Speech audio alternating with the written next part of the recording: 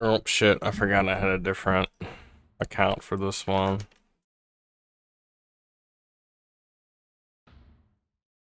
Bullshit. Thank you.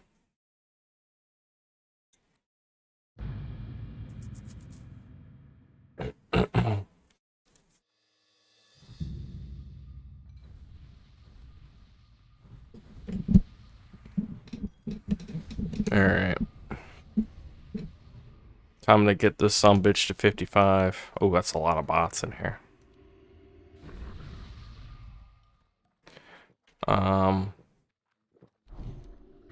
I don't have any active quests, so let's take the first one I come across. My, you're a tall one.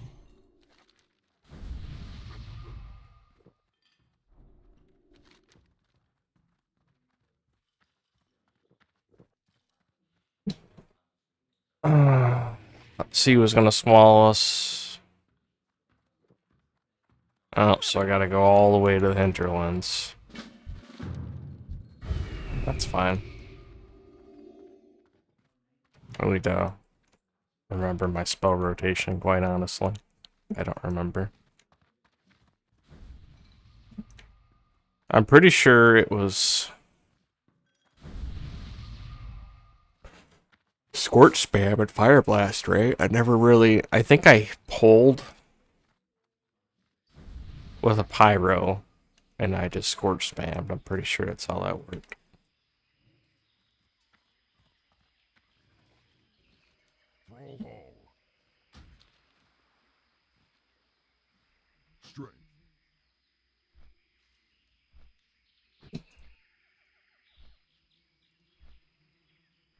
I took Xenoblade off my rotation. I'm just not feeling it. Which is shitty because I want to play Xenoblade Chronicles X, so I might just have to play that instead. But I'm not even feeling that right now, so I'm gonna stick with the 5 games that I have. I don't want to be in a position where I dread playing anything.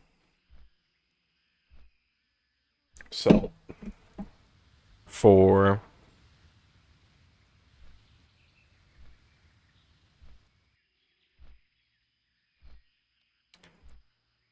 I'm not gonna go based on time anymore. I'm gonna go based on progression. Um, WoW, it's going to be 2 quests. Prey is gonna be 2 quests. Football Manager is gonna be 2 games.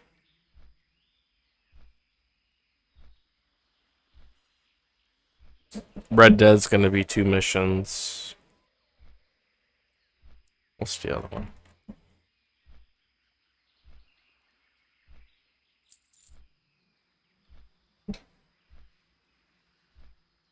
That way I'm at a good stopping point.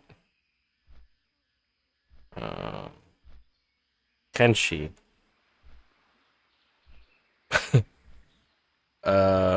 We might just do an hour on Kenshi. We might just keep that at an hour. There's no stopping point in Kenshi.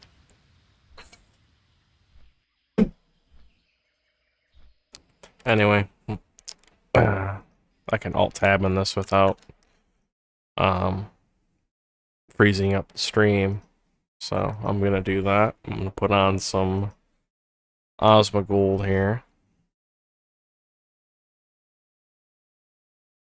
Yo, Asmongold, are you proud of Emiru for being way better at Dark Souls than you? Yeah, dude, I'm actually really proud of Amiru. Honestly, she's just a beast at Dark Souls, and I'm always impressed by the skill she demonstrates.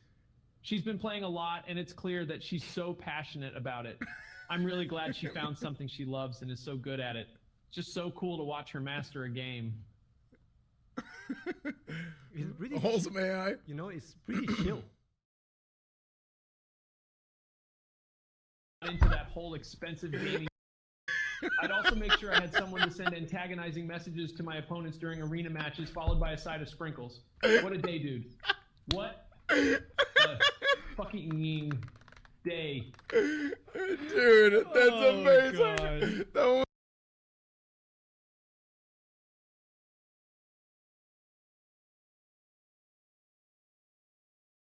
I don't really care for the whole AI Osmo Gold thing. It's kind of stupid.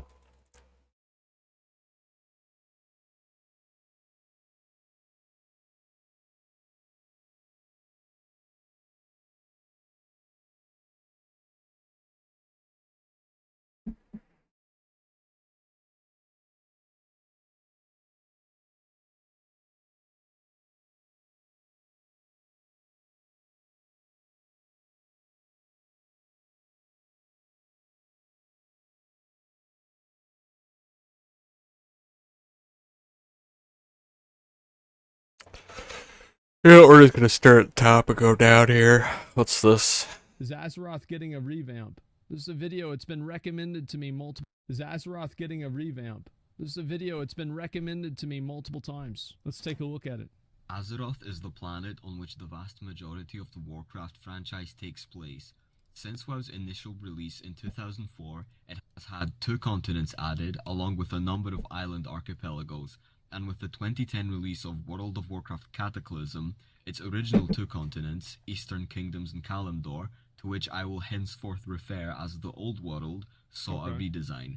This was done in order to allow flying across them, because prior to Kata, the Old World was made without the consideration for flying, and a lot of things were designed with ground movement in mind. They were able to tie this world revamp narratively by Deathwing's awakening. As he ruptured out from under the planet's crust, he flew across the continent. I thought this was really cool, by the way. I thought them changing the world was awesome. It was just disappointing that you couldn't go back with like a Keeper of Time and see the world the way it once was. I think if they had that tech back in 2010, whenever this game came out, nobody would have complained. Of Azeroth to herald his arrival and wreak havoc among the world population. Yeah. This happened 13 years ago. Stop it. With the release of World of Warcraft Classic, players were able to once again venture into the old world, to a time before Deathwing's rampage and world redesign, and as it turns out, people like the old world. Cataclysm is generally considered as the decline of WoW, and while there were numerous factors as to why the decline happened, I'm willing to wager that one of them was the old world revamp, in which they gutted a large number of iconic quest lines in an attempt to streamline the leveling experience and funnel players into the endgame as soon as possible. Which I do think is appealing to most people. I think that the new world leveling revamp was better than the old world in terms of questing and playability. But I would also say that the old world was good by the time all of the experience boosts and experience increases were added towards the end of Wrath of the Lich King. Like doing Wrath of the Lich King in, let's say like, you know, like whenever we did fresh Wrath of the Lich King on Sky Fury, I had a better experience leveling at that time than I had leveling at the beginning of Vanilla WoW, and also I had a better experience than whenever I was leveling in like retail WoW. I think it's actually the best is old world quests with like some improvements, but at the same time faster leveling in general, so you don't have to go back and forth for like different quests in different zones. This was a mistake, and the popularity of Classic and its world is a testament to people's enjoyment of leveling. Well, it's people's nostalgia. Like, people had already played the game for like over 5 years at that point. They were nostalgic about these areas. So whenever you change these areas, people are going to be upset about it. It makes sense. And exploring the world unhindered by the developer's desire to boot you out the door straight into the max level experience. This sentiment has led to a growing number of WoW players asking for a second old world revamp.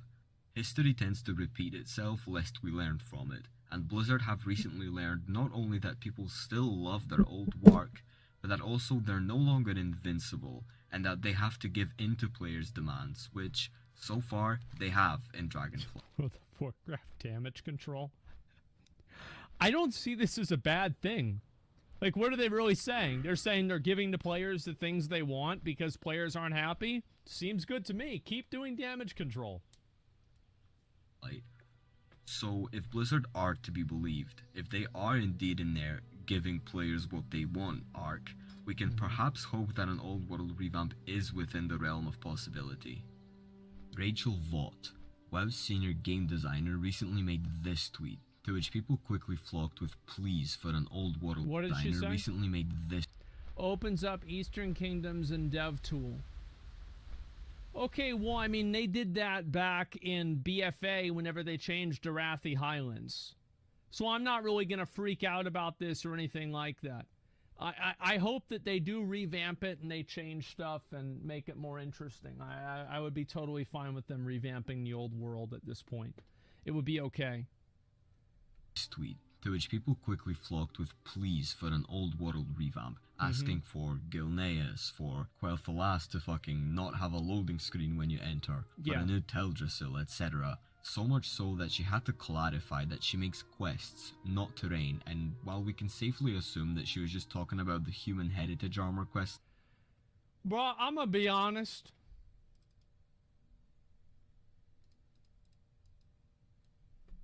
They don't need to change the main world again. They need to...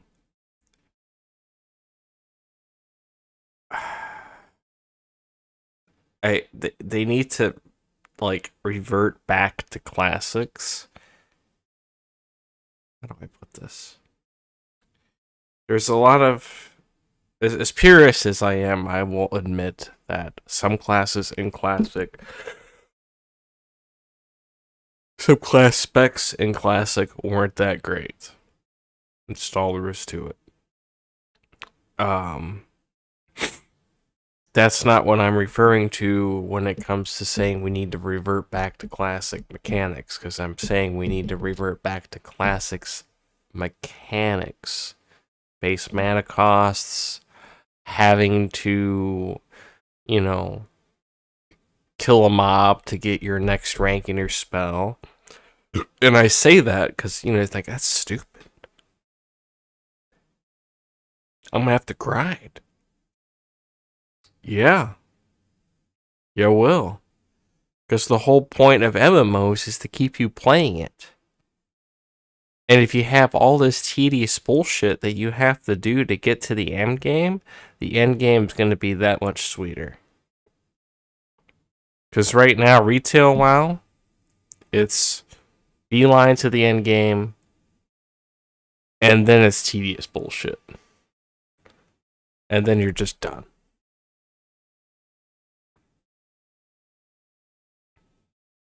Because, like, from 55 to 60 in vanilla WoW it's a chore.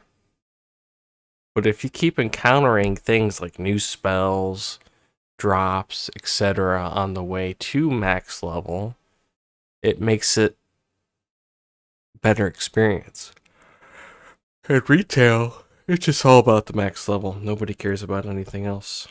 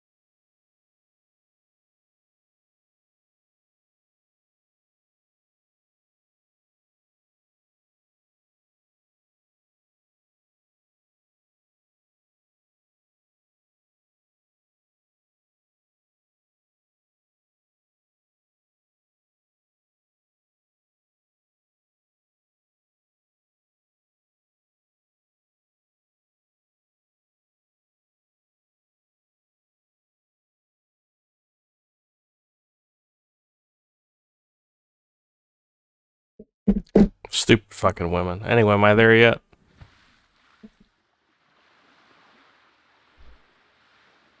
Awesome. How you doing,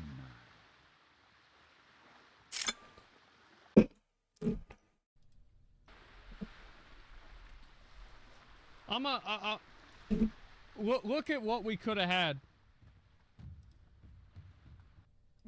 This is what the human heritage armor should have been. You see that right there? That's what we should have got. Now, this is nice. But this is the actual human heritage armor. Not whatever fucking bullshit this is.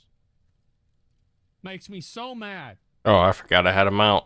Line coming in 1007, she and by extension Blizzard are Similar, aware of though? people's overwhelming demand for an old world revamp. Let's run it back to my previous video for a second, where I talk about evergreen features. Evergreen features are basically additions to the game which are here to stay. Now, I believe that a good Mythic game Plus, model dragon would be a riding, prime yeah. example of an evergreen Arena. feature, because a good game model goes a long way. Everyone who plays the game interacts with it, and these two continents were the first to be introduced into WoW, so people have a lot of nostalgia for them. They were the basis upon which this game was built, and they deserve a lot of care and attention from Blizzard. I mean, the game is literally called World of Warcraft, so the world should be a big part of the gameplay experience. I've heard that. And speaking of gameplay experience, at the moment, a player's intended interaction with the old world, that is presumably leveling a character, is not that good. While Chromie... I think, like, in general, you can't make the entire world of the game Could you see me relevant. angry texting? Because if you make the entire world of the game relevant, people are going to be completely Alright, so do I... See, I'm used to playing a paladin where I constantly have, like, buffs I need to cast. I guess this? With this is Lost Ark. Because Lost Ark has, like, skill point potions and vitality potions, etc. So, like, whenever you do something or you accomplish, like, something in your adventurer's journal, Probably or you do this. something similar to that, you're able to make a little bit of progress in this and, like, get a little bit more strength or, like, another skill point or something like that, which I think is great. These things are very, very good. However, I don't think this is something that WoW should do as well. I don't think they need to make the entire world relevant. But what I would like to see is, Cocksucker. like, why is it that we can't Where's do my like, homie? the Arathi Highlands, or, yeah, like the Arathi Highlands, like the Warfront quests anymore whenever we're, like, higher level? There's no reason to not have that scale up. Really, like, there's no reason. And like, why not give, like, little events? Like, for example, why is it not the case that in Timeless Isle, during Mists of Pandaria time walking, everything in the Timeless Isle is scaled up to Dragonflight level? There's no reason. Why not just do that? Every mob has a scaler on it. Just scale it up. Sometimes serves as a good way to point a player toward what expansion they want to level in. It only works for people who are already familiar with Warcraft, people who know their stuff, the ones that as soon as they make a new character, they tick all the action bars, auto loot, throw heirlooms on, second screen, they got the most optimal, quickest way, route, guides, speedrun, power level, chauffeur to Not make true. They just buy a boost. engineer's chopper, you know. But what about new players? Well, the new player experience at the moment kinda sucks. In this video, Nixium goes into a lot of detail about why the new player experience I've sucks, watched this, but I think. TLDR, leveling is boring and unintuitive because, like I said, Blizzard are trying so hard to bypass the leveling experience and get you into the Dragon Isles as soon as possible, it leaves no room for a player to just explore the world. Learn it. Well, the problem also is that there's so many things that your character has to do. And because the game is so old, the skill cap for the game is extremely high. Like, there's so many different interactions between spells, like trinkets, there's some. enchants, like all of your different abilities, talents. And this has been made much better in Dragonflight, but it's still a very overwhelming experience getting into the game. I think that's the case with almost any MMO, however. All at their own pace. Thanks to Cataclysm, questing is so streamlined that it feels like it serves a purely utilitarian purpose. A person in my comments has outlined something that I've also noticed while leveling an ult recently, that the balance during leveling is awful. A level 10 mage player is able to spawn into a dungeon, spam arcane blasts and completely annihilate everything as an example, and your character seems to get progressively weaker This is the case with like scaling in a lot of holiday events as well. Yeah, the scaling for the game is literal dog shit. as the levels increase. But if Blizzard were to remake the old world, they could perhaps What's your take some fucking lessons problem, they bro? learned in making the Dragon Isles, which leveling experience is very enjoyable, I agree with that. I think that the Dragon Isles leveling is the best leveling experience Blizzard has ever made. and do things like incentivize exploration, give people fun, unique items, make vendors with specific stuff so that the player actually travels through the world. Am I able to get more than one They out of here? remake the old world and undo the damage caused by Cataclysm, focusing on Okay. making it simple for new players. A lot of them might stick around to shit. endgame and not get disoriented and confused by That's a whatever's big turtle. happening at the moment. I mean, right now, a new player starts in Exile's Reach, which is a good starting zone for new players. Then they get plopped into BFA, an expansion whose story happened 5 years ago now, and very little of it has to do with Yeah, it doesn't matter, Dragonflight, nobody into which cares. they are then immediately placed.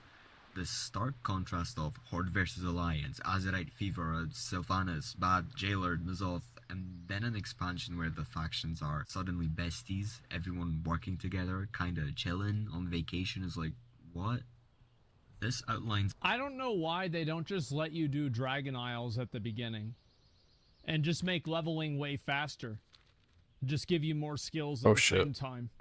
If you want to get to end game as fast as you can. I'm gonna have to run away again, but that's the fine. broader problem with not just the leveling What? and new player experience. I think WoW is held back a lot because people are attached to the old way of doing things, and that's become a bad thing for the game. Because people are so attached to, you have to do X to get Y.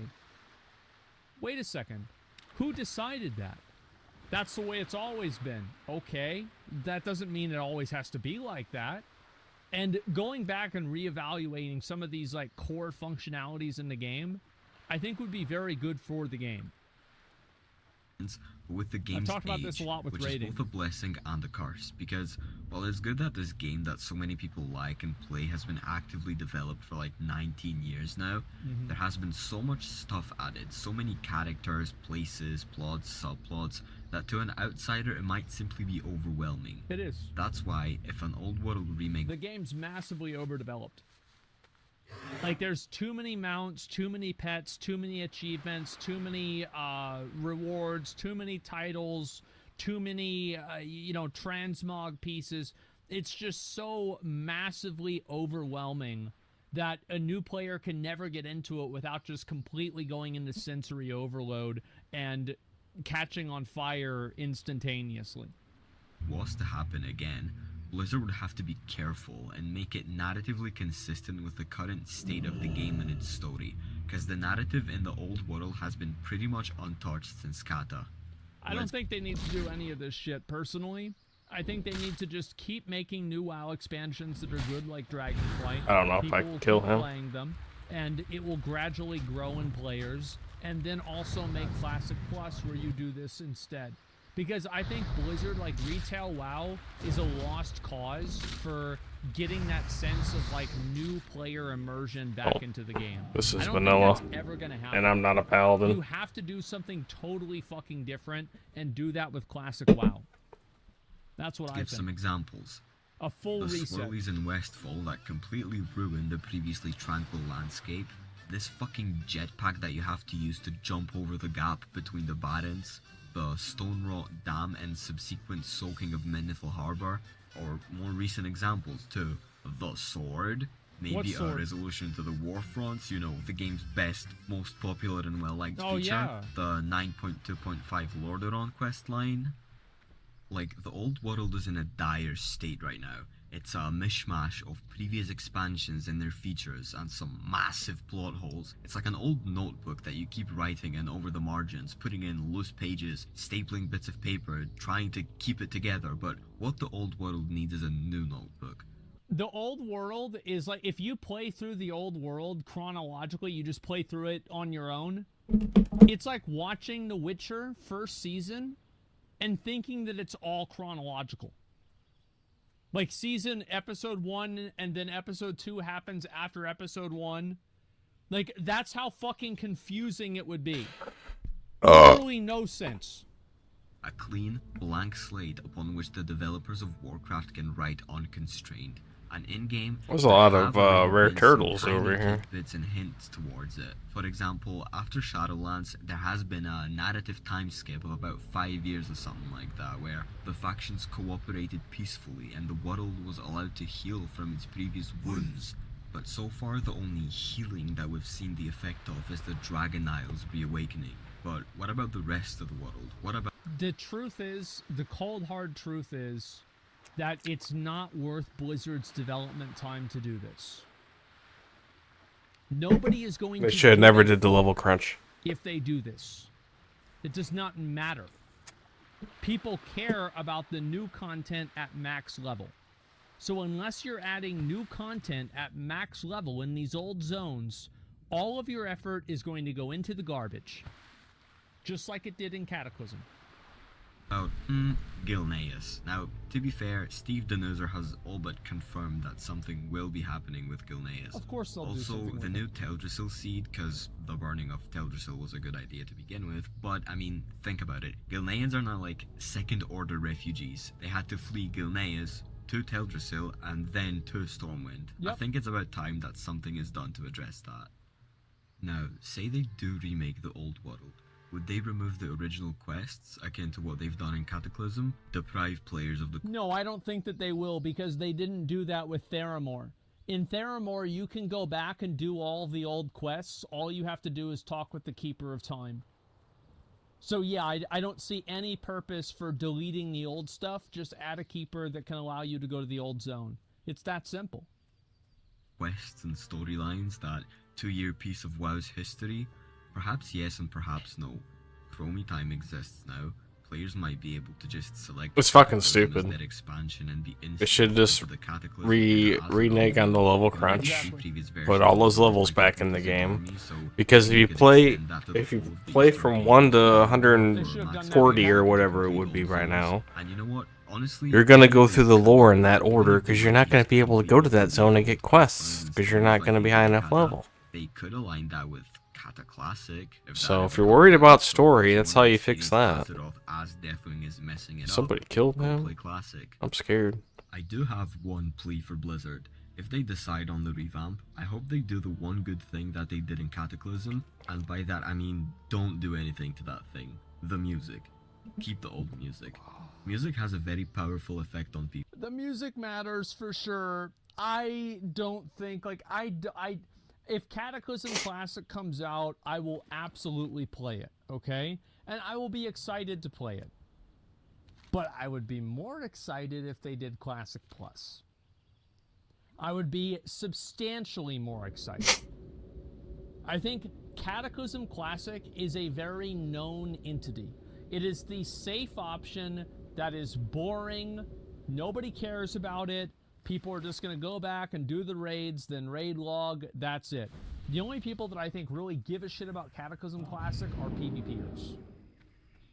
Able to conjure up nostalgia, bring back good memories, so I feel like the music should remain as it is, as it's always been, so that even if the brave new world which awaits us offers an entirely new landscape, we could at least remember that we're still in Azeroth. And I mean, it seems to me like Blizzard are somewhat mindful of music in Dragonflight. Oh, The yeah. new Uldaman Music is dungeon great. has the old, Azeroth stock cave music 1 or something. The music in the Azure Span is a clear homage to Grizzly Hills music. And Absolutely. the music around the Titan facilities in Thaldraszus has the iconic musical motif from Storm Peaks interwoven, so I wouldn't really worry about that. Well, I think that they realize that a lot of WoW is coasting on nostalgia. So why not just bring a fucking surfboard? Keep going. But what about instances? Dungeons and raids which exist in the old world. I don't think they would want to throw all that into the caverns of time. Perhaps they could do what they did to Uldaman, where instead of changing, nay, ruining the old dungeons like they did with Dead Mines, Wailing Caverns, Sunken Temple, etc. They can just make a new dungeon in place of the old one and maybe put an NPC next to it that transports you to the old version. Kind of a mix of Zidormi and Lotho's Riftwaker, the NPC that teleports you to the Molten Core, so that both the players wanting to run the theoretical new dungeons could do so during Well, just do what they did with Karazhan. Remember back in the day, Karazhan, if you went up to the top, you could start halfway through the dungeon? And, like, then they just changed that to be the Return to Karazhan entrance? Problem fucking solved. Just do the literal exact same thing. leveling, and the max level players wanting to run old instances for mounts and transmogs could do so from the same place. Also, capital cities. If the main item on Blizzard's agenda for this theoretical revamp would be incentivizing players to explore and use the whole of the World of Warcraft, they would need to give players a reason to go to capital cities other than just Stormwind and Orgrimmar, but at the same time avoid making it into a chore. This is where they could take some lessons from Classic, where the capital cities play a much larger part of the leveling experience. Like, I don't know about you, but whenever I level a character in Classic and go to a capital city, it actually feels like me, an adventurer, going into a capital city to do all these things like work in my professions, learn talents. Oh, that's not bad, actually. The auction house, deposit and withdraw things from a bank, hand in and pick up new quests, either... I don't think you can get this in retail WoW again. I just think the game, there's just so much to the game now. It's so much different than it was. I don't think you can do that. Like, you need to... Oh, I think that's a repeatable quest. Because I do think that there is a huge element of truth of what this guy is saying. 100% that, like, you go into the main city and it's like you've got a checklist of all the things that you want to do, and, like, the game feels like an actual adventure. Retail WoW is never going to have that again. That's not how the game... Bro, the game lost that in, like, Burning Crusade or Wrath. Like, and by Cataclysm, that shit was donezo. So, it's never going to happen. You've got to do Classic Plus.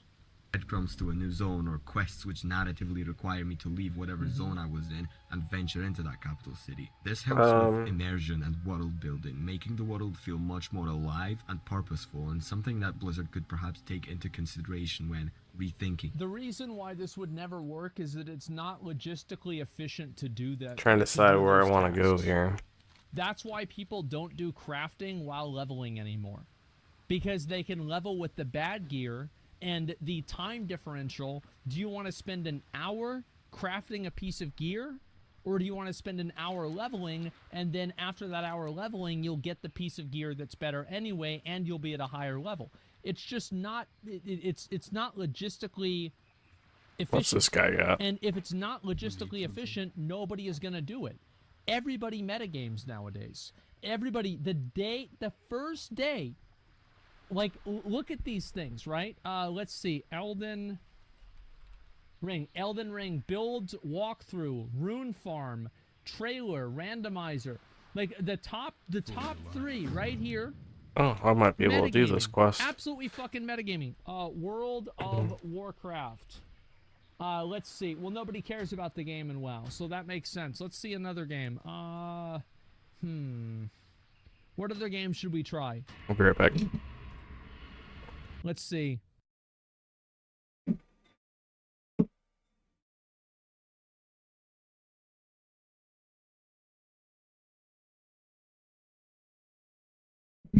All right, I'm back. Final Fantasy 14. Final Fantasy 14. I keep thinking I'm out of beer. Trailer, beginner's I'm not. guide. I guess that's only one out of them, right? OSRS. Money making guide, construction guide, thieving guide, agility guide, farming guide, slayer guide, fishing guide, Zul'Ra guide, Guardians of the Rift guide. Guess what? Let's look at Lost Ark. Gameplay, Reaper, Summoner, tier list, beginner's guide. Everybody wants to metagame. Path of Exile. Oh, there we go. Gameplay, beginner's guide, builds 3.19, review 3.20, classes, which build. Look at all of these. Metagaming is what people do.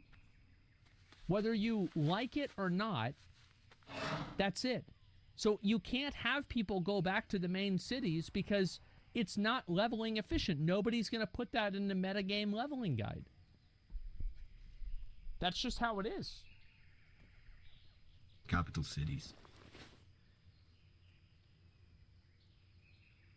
While thinking about the old world revamp, I've asked myself the question, what about the rest I just of think the it's world? funny listening to Northrend, people talk Pandaria, about like Broken Isles, retail etc., and class and I've and come shit to the like that. conclusion And it that just those zones don't really need I'm a like, fundamental you know, revamp I'm the like way this the old faint world does, because voice those zones from a and their distance, respective expansions have been pretty much and untouched nobody since hears their it. introduction.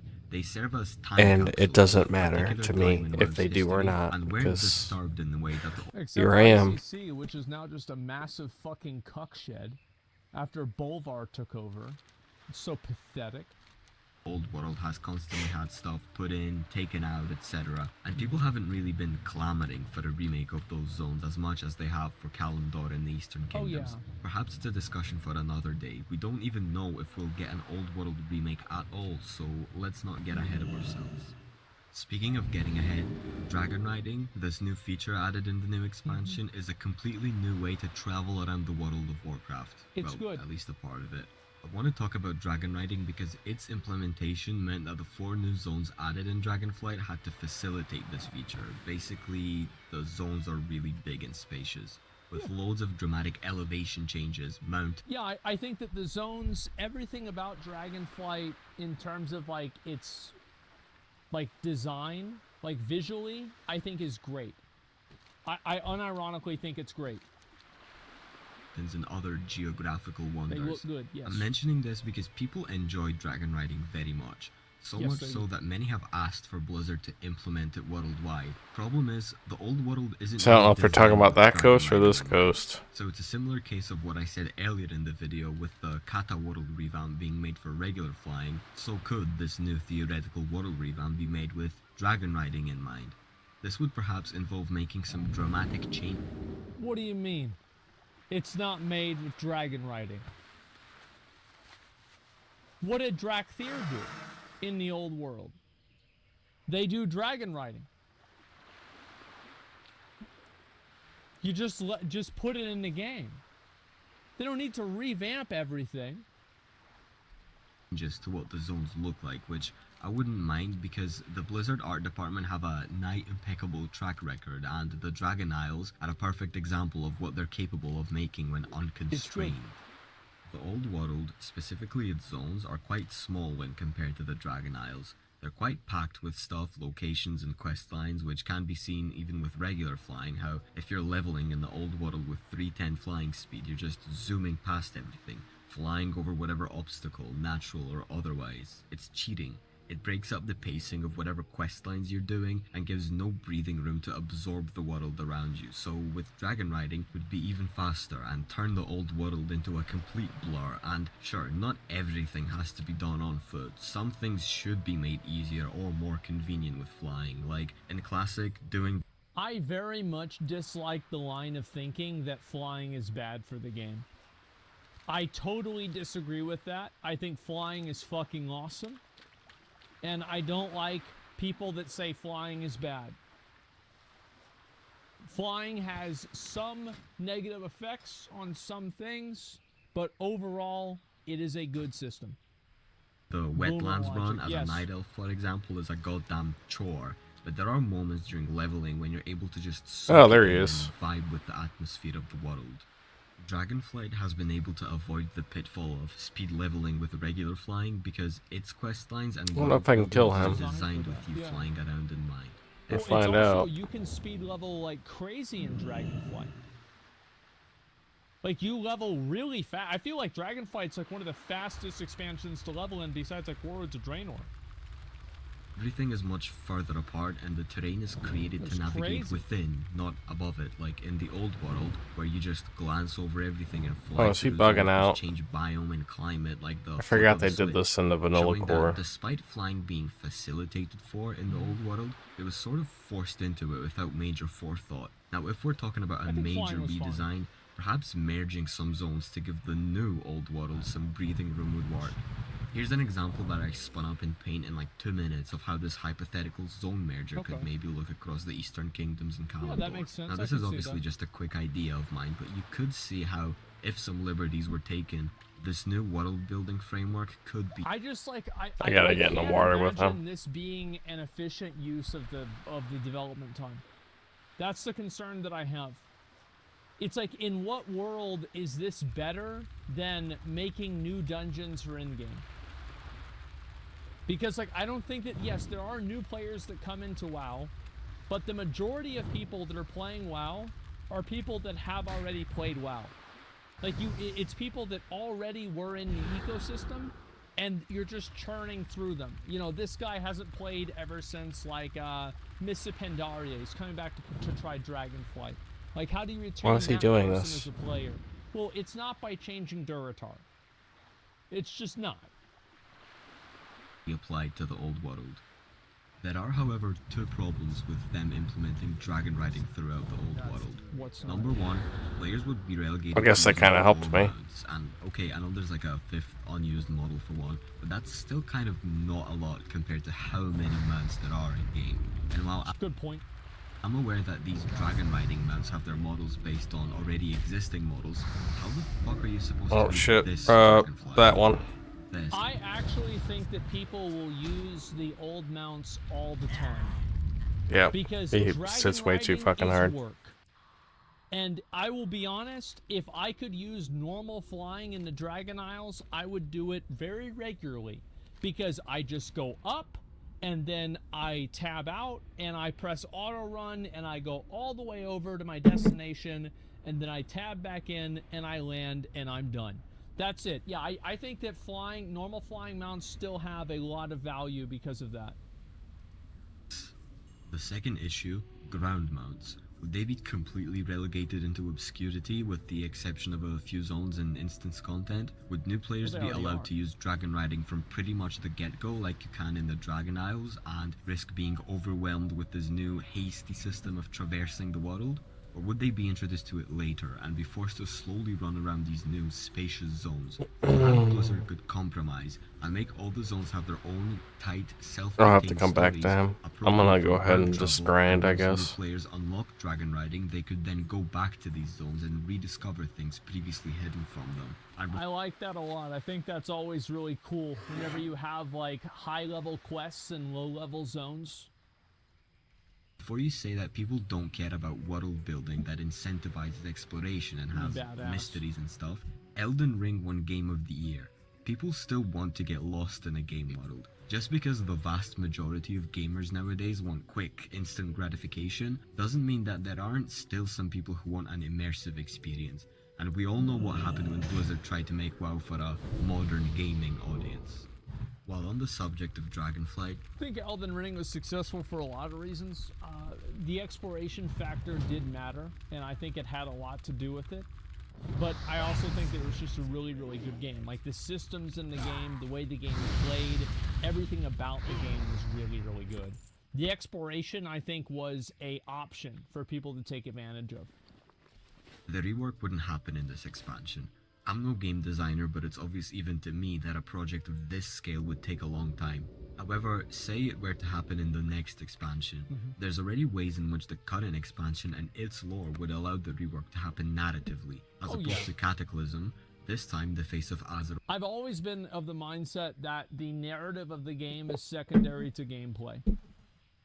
I don't care about the lore or the narrative of the game if the lore or the narrative of the game is a rationalization for making it worse.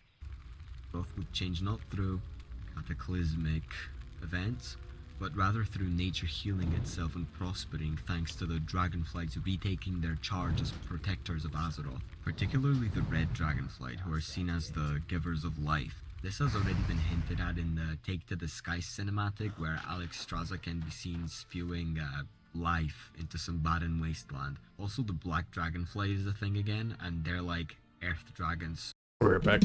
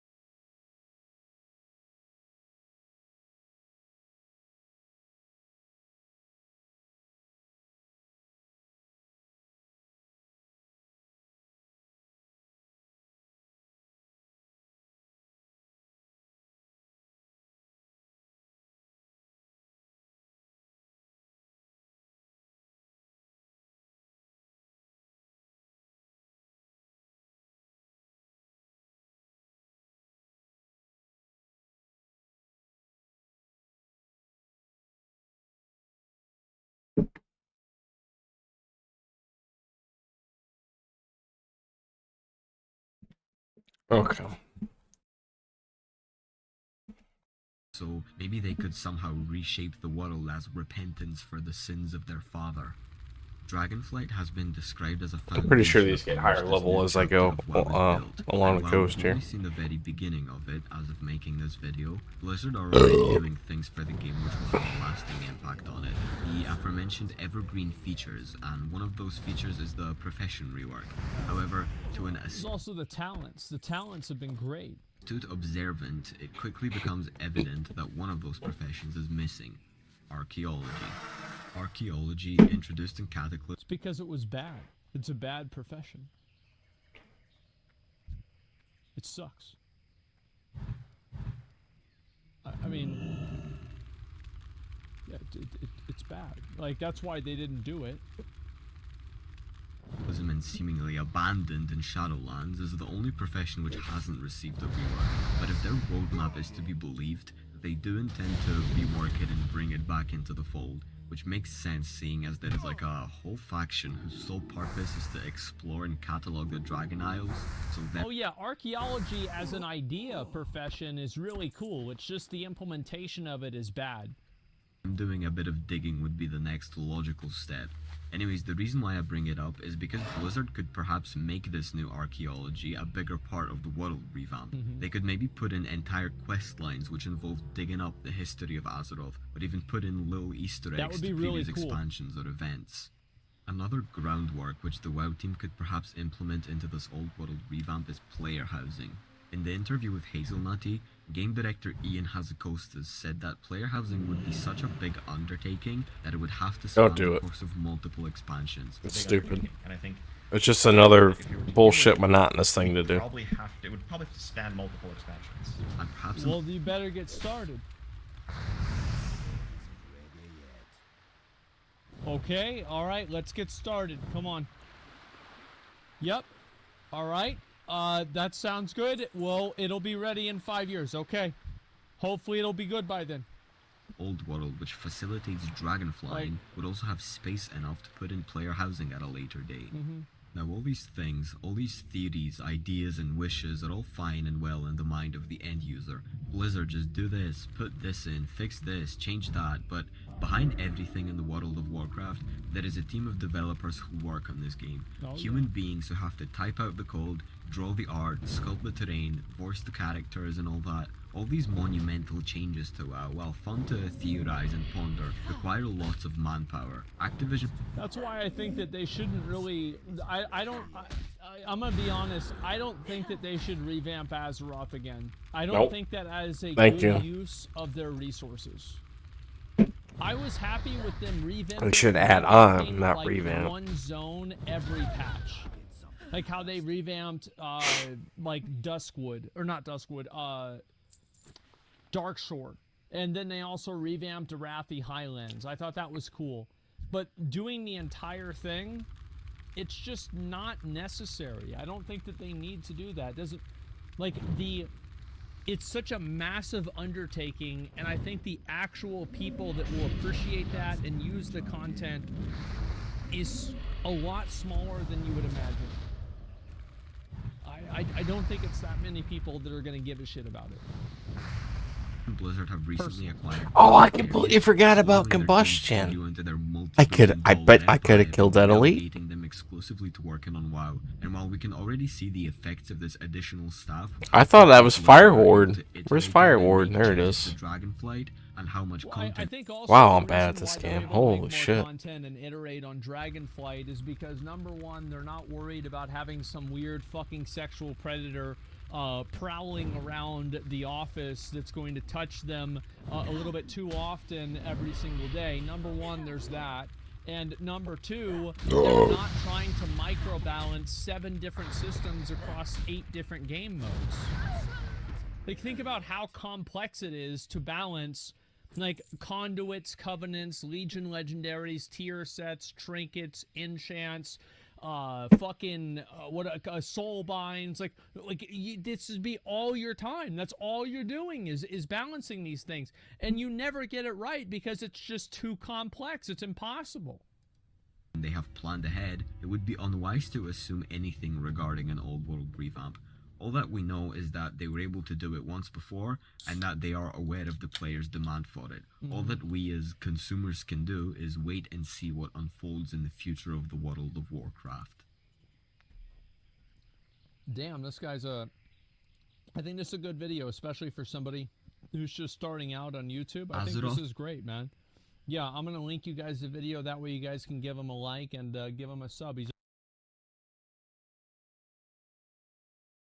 This Wrath of the Lich King Classic, casual friendly. So for the casual players watching this video, we're going to go through some of the main concerns you are very likely having about playing the game, such as, does it take too long to level up? Will I need to find a guild to enjoy the game? Do I need to raid every week? Is the content difficult? And is there a huge barrier to actually get into the endgame content? And will I need adult nappies and a Mountain Dew dispenser machine in order to keep up with everyone else?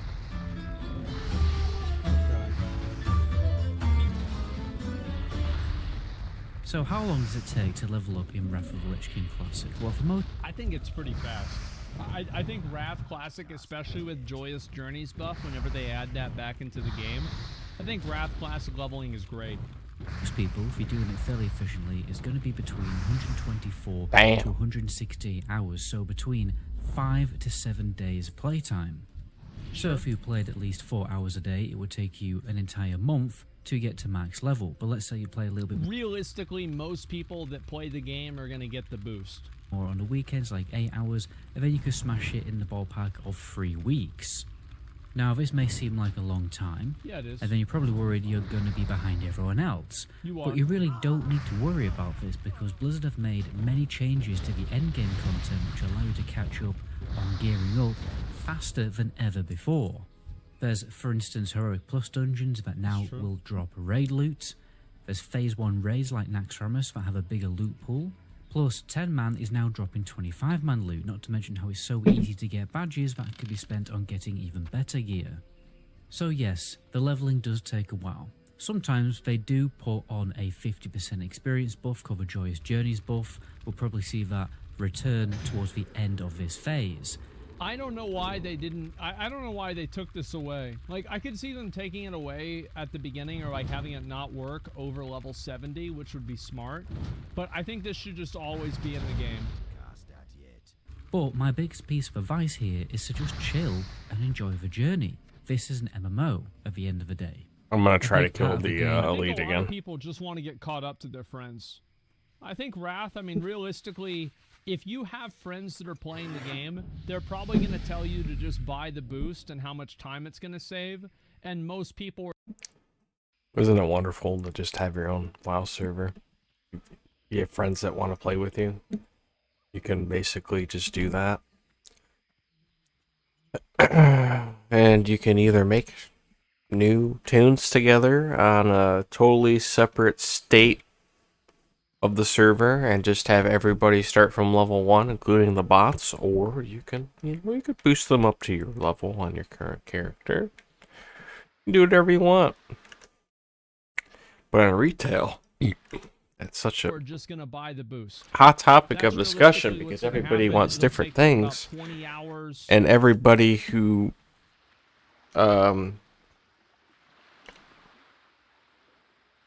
doesn't want what the other party wants because the other party is stupid and is cancer for the game, while in a single player project nobody else thinks anything because there is nobody else. There's just you and whoever you bring into your server. Maybe 30 hours, yeah, probably more like 30 hours, 40 hours to get through like the entire questing and all of that. I mean, again, these are first time players, so it will take them a lot. What do you want? What kind of tortilla chips did you have? Oh shit. They're in the brown bag by the end cap. Hold on a second. Well, I'm gonna say there's 4 different kinds of brown bags. Yeah. They are Mexican, so they're gonna be brown.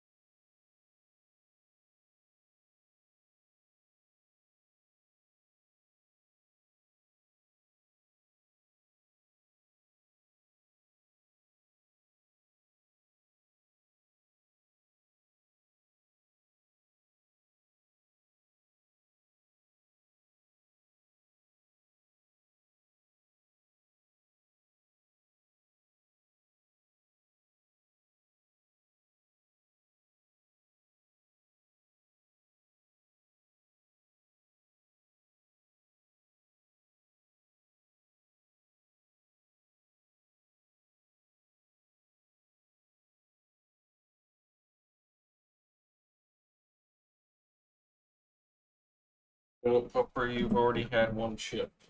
You don't need any more chips.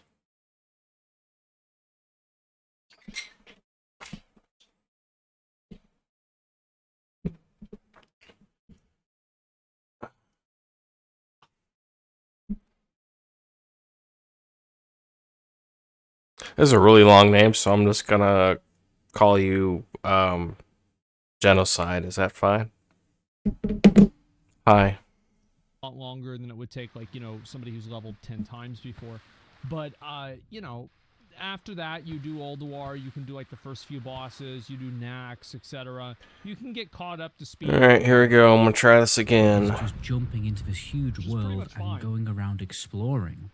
You don't have to get to endgame to enjoy the game. It's just a different part of the game. And my second piece of advice is to play on a server. I do think that in general, again, people come into MMOs like this. There are people that just, they see the game, they're like, I'm going to try this out myself. But a lot of people are playing the game because their friends play the game. And it's not that important to them, the journey, because they want to have that journey with their friends. With a good population so that you can enjoy group content while leveling, and obviously later for when you do get to endgame. But I would avoid the mega servers as yeah, he hits me way too fucking hard. And toxic. So for instance, for I really don't want to bring one of my guildmates over for this. Fimo, Golmag, if in US, it's going to be things like Feralina. I really hate the fact that Benediction is locked. Let's see if I can just share it. Fucking furious. Is there somebody nearby that I can try to share this with? Yeah, don't say Feralina. Yeah. It's not locked anymore? Here's another level 45. Oh, it is? Bullshit. Nope. Transfers are so I can transfer my character to Benediction now? You can't transfer, only create new ones. Oh, I can't transfer. Okay, well then who cares? Benediction so and dumb. Grobulus. My advice, if you want to play Alliance, come on the server Pywood EU. That is my server, and in my humble opinion, the best server in the world. I would always advise people to play on the most populated server. If you are a new player, play on the most populated server. There are no downsides, there are only upsides. And if you want to go on Horde, go and play on Mograine. Those are the two servers with a decent population that aren't locked or totally dead. Now for US servers, if you want to play Alliance, the only really good option is ATS, and this is a West Coast server, or the Westfall East Coast server. I'm just gonna fish while I'm waiting for him. If you want to play Horde, the only option really is the Aragal Oceanic server, or Irankius, which is an East Coast server. You don't want to play in a server with a small population because as a casual player, it will make it harder for you to enjoy the endgame content or even the low level. Yeah, because you won't be able to find a group, man. People say like, oh, you haven't seen the queues on launch. I would rather have really bad launch queues than not be able to do the raids. Like, I don't want to sit in queue for 4 hours because we can't find one person for Ulduar 10-man. This is awful. Why am I dealing with this? Level content, to be honest, because it's just going to be that much more difficult to find a group. Don't I still have night crawlers? I can't use solo in the those game, until then you can go and play on any low populated realm that you want. I will leave the Ironforge Pro link in the description that only tracks play on the most populated a rough servers, estimation guys. of server population based on Warcraft log data. And the fastest way to level in this game is to definitely get the Rested XP add-on. This is a power leveling guide that tells you all the best. Bots in the routes, all vanilla best core is so basics, much better. The secret quests to pick up along the way for extra XP and everything like that. You'll find that in the description. And if you don't want to get Rested XP, you can check out my power leveling guide, which I'll leave a link to the description also. So, will you need a guild to Just buy the boost. enjoy the endgame content, and will you have to commit to a raid schedule every week? Definitely not. If you're on one of these big servers, there'll be multiple There it is. organised That's pods the game every week right for there. the latest raid that's That's just what it's come out, about. or the raids from the last tier. Big dick. And a lot of time, there's these on-the-spot pugs that you can just jump into. Also, yeah. I don't play on the biggest server in the world. There's always people making groups. So what you need to do, obviously, is get Discord and start joining pug channels. Or normally they are guild channels or an alternative guild channel where they host all their pugs. Remember, you can actually make groups on Discord, like you can see how I have. All of my pug Discords are in one group, so I can check, you know, which guilds are doing pugs that week without having to look at looking for group chat, which normally means I can get in there early and get signed up, increasing the chance of me getting into the group. Oh, bro, like, that would just drive me crazy. I would not want to do any of that. I'm going to be honest. Like, I would either join a guild or just, like, join an on-the-spot pug. It's too much work. Yeah, it's like, I just want to play the game, man. You can also join the server Discord. Every server normally does have a server Discord. Just ask someone on the server for them to give it to you. Discord. I would also recommend joining a guild as a social, because at the end of the day, it's what this game is all about. And many guilds will want to make pug groups. That's not true. It's about the loot, but okay. For their alts, and you'll be able to sign up early to guarantee yourself a spot, because guildies, or at least they should, always take guildies over a pug. Remember, charisma point. Don't take guild members over a pug. If you have somebody that you don't want to take in your guild, kick them out of the guild. And then invite the person that you want to take into your guild instead. There's a little fun fact there. Points are very important if you want to get caught up to everyone else and just in general get your character geared up.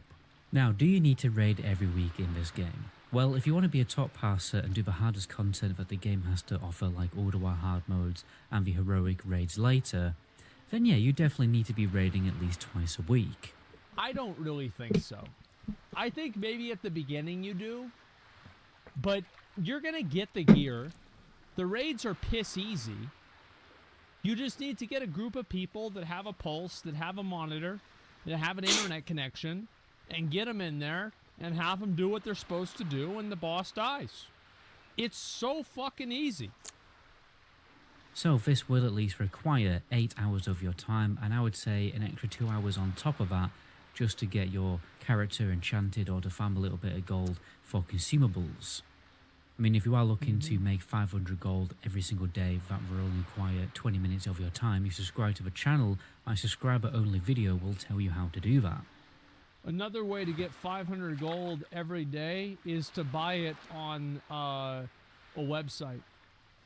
Or to buy WoW tokens and then trade it for Wrath of the Lich King gold.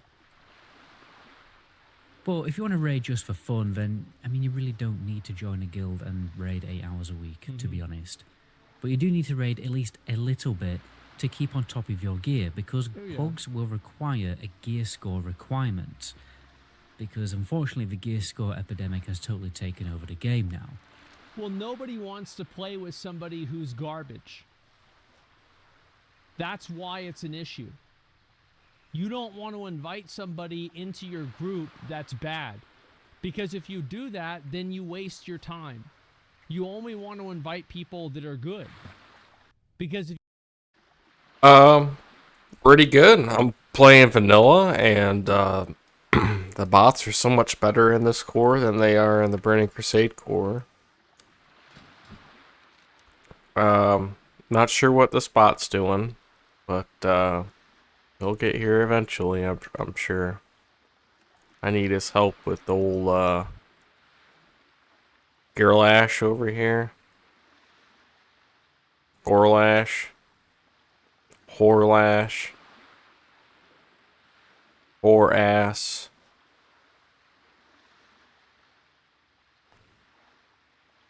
He fucking fists me. I just die in 3 hits to that guy. I can't even get a spell off. Let me rephrase that. I can't get a noteworthy spell off.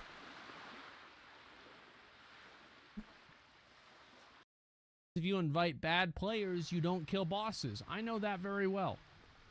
You should be able to get enough gear score from Heroic Plus and the old raids to catch up, especially if you're in a class that's in higher demand, like a tank or a healer. But if you're trying to plug later on in a phase, it will likely be... He's getting over here. He got over his... Fuck, this hump. I am keys fucking out. Especially on these mega servers, which is why joining a guild even... That's one thing about it, right? Is that why would you invite a warrior that has 213 item level if you can invite a warrior who has 225 eye level? I mean, they're both random signups. You've got nothing else to go off of. It's not like, oh, well, one of these guys you played with before, well, then that's totally different. But assuming all other conditions are equal, you're going to take the guy with better gear. As a social is a way forward, just so you can join that guild's pug runs. Now, is the content difficult? Normal difficulty raids are definitely not difficult. There's not an immense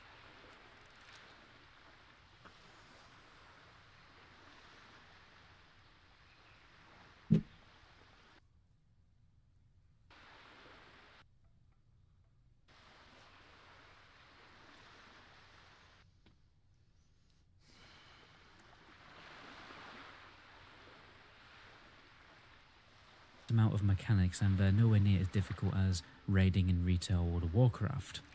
They have tuned Ulduar to be more difficult, but this is only because they want Ulduar to be relevant content for a longer period of time. And the last question to answer, is there a huge barrier to get into endgame content?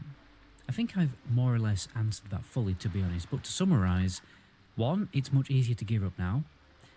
If you don't join a big toxic mega server, the gear score requirement won't be too high, so you will be able to pull groups, especially as you can get so much good gear from Heroic Plus. If you're having a problem with people that don't want to play with you because you have a low gear score, join a fucking guild. Join a guild that does organised pugs to increase the idea. chance of you getting to Great raid, idea. and be sure to make a folder on your Discord of all the pug groups on your server so you can sign up early. But most importantly, guys, just chill and enjoy the game. It's not difficult to get a character leveled up and start raiding. It's not impossible. No. You have to get rid of this mindset that it's too difficult to get into the game and it's too late to start playing, because it's just not. There's a couple different ways to do it, it's the last based couple on your months of situation. expansion launching. But even then, I actually feel like the last couple I of actually have a video for that. I actually have a video for pretty much everything. It's just that they're kind of hard to find. I did... Where the fuck was I in always this? take guildies over a pug. Another way to get 500 gold signups. You've got nothing else to go. Content for a long... Okay. I accidentally rewound my video there. I did fix part 1 of my tutorial. It should be viewable by everybody. The important parts are intact. There's some non-important parts that are a bit butchered, but that's fine. Let me go in the YouTube studio here and double check a few things.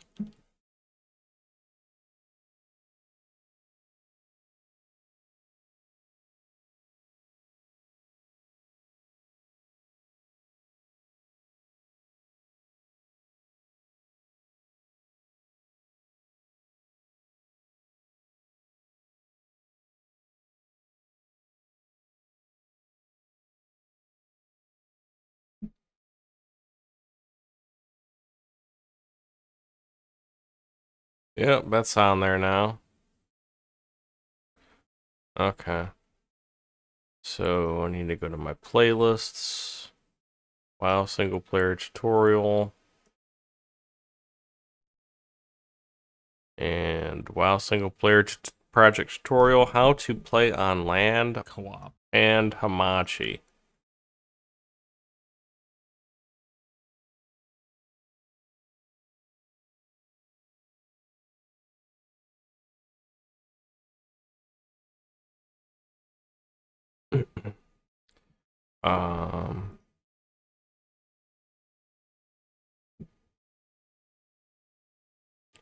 I think if I just get rid of this.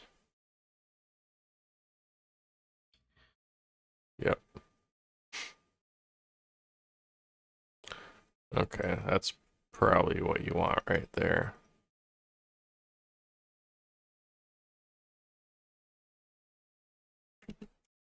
There you go.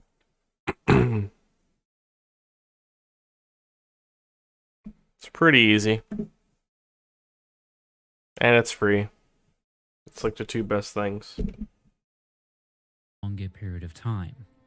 And the last question to answer, is there a huge barrier to get into endgame content? I think I've more or less answered that fully, to be honest, but to summarise, 1, it's much easier to gear up now. If you don't join a big toxic mega server, the gear score requirement won't be too high, so you will be able to pull groups, especially as you can get so much good gear from Heroic Plus. If you're having a problem with people that don't want to play with you because you have a low gear score, join a fucking guild. Join a guild that does organise pugs to increase the idea. chance of you getting to Great raid, idea. and be sure to make a folder on your Discord of all the pug groups on your server so you can sign up early. But most importantly, guys, just chill and enjoy the game. It's not difficult to get a character leveled up and start raiding. It's not impossible. You have to get rid of this mindset that it's too difficult to get into the game and it's too late to start playing, because it's just not. Not a problem. When it comes to the single player project, I am always looking to help. Always. I actually feel like the last couple months of a new expansion launch is probably the most fun of any other time. Because if you're like me and you love WoW, but you hate the people that play WoW, and you just want to play by yourself with bots or maybe with some friends, and you want to customize the experience your way, you know, then I completely understand. That's literally the core design of an MMO. It's the way this game is meant to be played. You can't really enjoy an MMO without a little bit of patience. If you're an impatient person and just want to jump to endgame content really quickly and, you know, get gear very, very quickly, then, I mean, you have to just make friends, obviously, and get them to carry you. It's only the real way to do that. Smart. Or alternatively, go and play a MMO that is pay to win, or an MMO that just doesn't focus on endgame GDKP raiding content, and there's more of a casual, chill, sandboxy exploration GDKP, and immersion there you MMO. go. There's plenty of them out there. We'll be talking about them very soon on the channel. But anyway, guys, my name is MetaGoblin. Until my next video, ciao. It's a decent video. I think that WoW Classic is kind of casual friendly. Obviously, like, there's a lot of things about Classic WoW that are not casual friendly. Like, there's so much nuance, and like everybody is expected to know everything ahead of time. But there's also the issue with a lot of people who they try to go out of their way to like to join groups that are farm groups, and then they get mad that the farm group doesn't want to teach them the fight, or the farm group isn't okay with them wiping because they don't know the fight. Stop joining farm clears as a progression player, and you're not going to have this problem. You know what I mean? It's crazy. Hardcore challenge is super popping right now. I'm sure there's dozens of people that are doing it. And regarding random crashing, there are two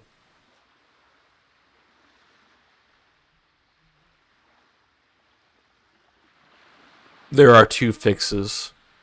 Neither is really a fix. Well, one isn't a fix. It's a way to deal with it, and the other is, according to the developers of these cores, is a fix because they fixed the problem in the beta. Solution 1 upgraded the beta. It supposedly fixes it. I don't know. I've never done it. I'm still playing the standard stable version. Basically what I do, this is the other way to do it, is I run the database fixer every time it crashes. That usually helps me get a lot of longevity out of the next run. And I .save.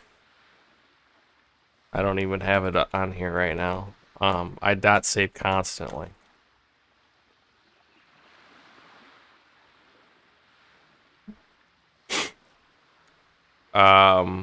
Vanilla seems to be the most stable. Like, I haven't had this crash at all yet. Burning Crusade seems to be a little bit unstable, so you want to .save a lot. If you .save, you don't lose any progress. You just have to restart your server. The only time this is a big deal is if you're in a dungeon. If that's the case, I don't know what to tell you. And I don't know how stable Wrath is. I haven't touched a Wrath core in a while. I plan to when I get to a certain level. I'm going to make a Death Knight over there, but until then, I don't know.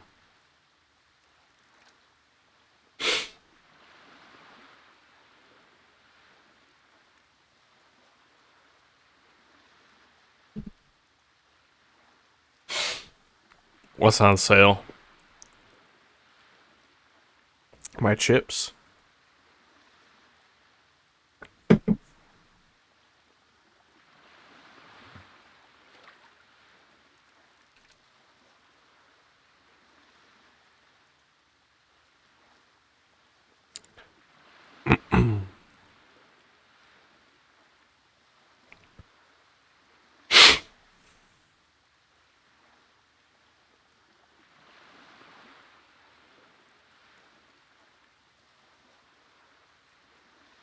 This orc is taking his sweet ass time to get to me.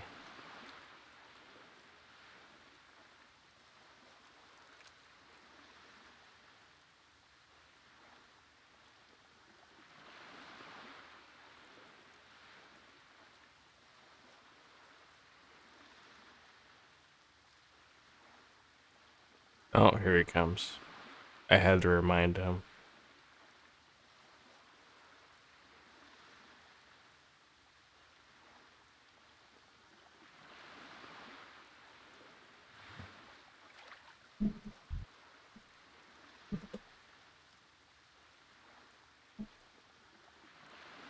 Alright, mister. Can I share this quest with you? Awesome.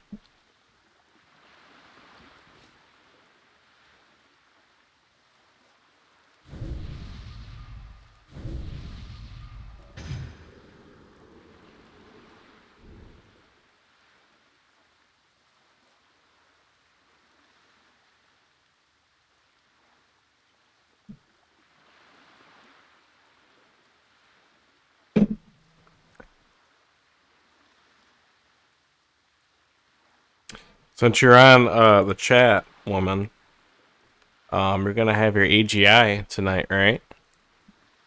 I don't see any reason why you wouldn't.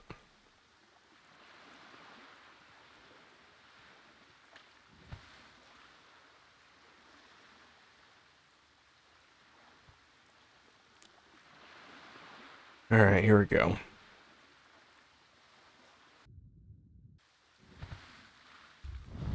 Get combustion going here. Oh, he's just gonna clobber him.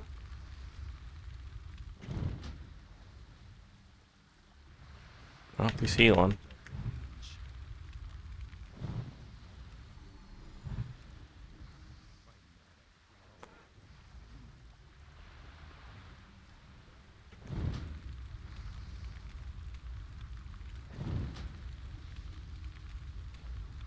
What, that big pyroblast? Here we go, here we go, here we go.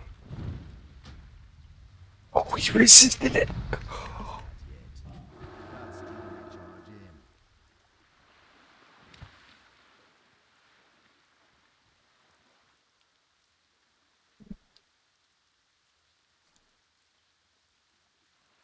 Alright. Since I know I can share this quest now, I'm gonna get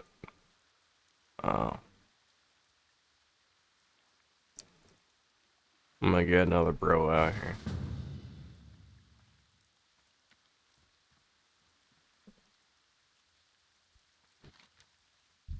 I don't feel bad about getting bots together if I can share the quest.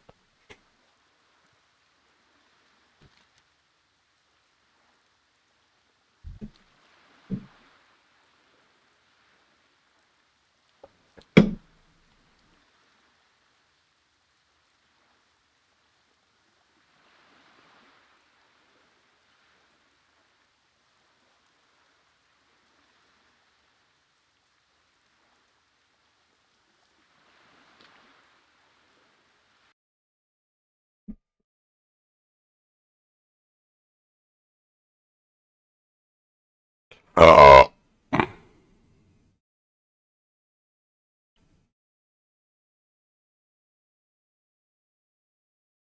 Oh, I gotta watch this. Did I just... Well, that's enough of that game. Here I am with Spider-Man 2 for the PlayStation 2. I'm playing on 2 controllers. You can actually hold 2 webs at the same time. And this is Mary Jane. The girl next door. The girl I love. That's her. Look at this fancy-ass map. There's look at this. There's little tiny taxis on the map. This is PlayStation 2. This game is even better than Forspoken. I thought this was PlayStation 1. I feel like the old Spider-Man games were like the first superhero games that were good. Who wants my help? Who can I help? Keep away from me! Damn. But I didn't even do anything. I remember the PlayStation 1 Spider-Man was so good. By Spider-Man law, I place you under arrest. Shoot him, cops. Shoot him in the head. You shot me. What a whip. Press square to kill cars. Die, die, die, die, die, die, die, die. Wow. Look how political this game is, guys. You're welcome. I love this. There are people trapped on a sinking boat out in the river, Spider-Man. You have to help them. It was only supposed to be a 3-hour tour. A 3-hour tour. Don't worry, boat. Is that the actual fucking voice acting in this game? Oh my god, is that shit real? Oh my god, that's fucking funny. I'll save you from those people. Wow. Yeah. Hang on. I've got you. Throw her. Throw her There's in the nothing water. to web to. Whoa! Spider-Man leaves no witnesses. Come back! Balloon, come back! Alright, kid. I got your damn balloon, okay? Be good now. Thanks, Spidey. Now let Spider-Man get back to killing people like I'll be back to the game in just a moment here. Get a job! I do have a job. I have to deliver pizza. This is my favorite part of the game. Because of the music. I'm being robbed, please! I have to deliver these pizzas, sorry. Oh my gosh! I don't understand how you can have a game that was this fucking old, but like the playability of it was so good. It was so good for these fucking games. I don't think I did this one, but I did the one before it. It was PlayStation 1. I remember this shit, and it was so good. Like, how does this happen? How we go backwards? Cool, my pizza. Thank you very much. Like, to me, like, game feel is everything. Like, if the game feels good, it's a good game. You're dead. Oh no. When I fell in the water, my delivery bag got washed away. Oh, that's why they don't have that minigame in the news. See, there's no oopsie daisy.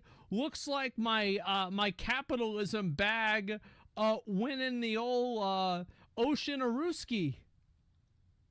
Far as the best. Yep. Nuts. Yep. Nuts. The quest, if you Hey, shoot, huh? Who's the actor for Green Goblin? Jack Nicholson or Dan Sheedy? Power for the last time. I will not hold back. You face your doom today. Bye. Well, Mysterio, looks like you should have thought before you spoken. Forspoken is a terrible game, by the way. that's it. So the whole video is just like not even okay. I've noticed a trend in Typical. writing. It seems to be getting more common over time. It's a certain type of writing that I'm trying Anyway. to describe. The best term I can think of to call it is millennial writing. You'll find out why. What was that picture? Okay, imagine this. You Still know waiting those for my bots to get here. I'll be back. millennial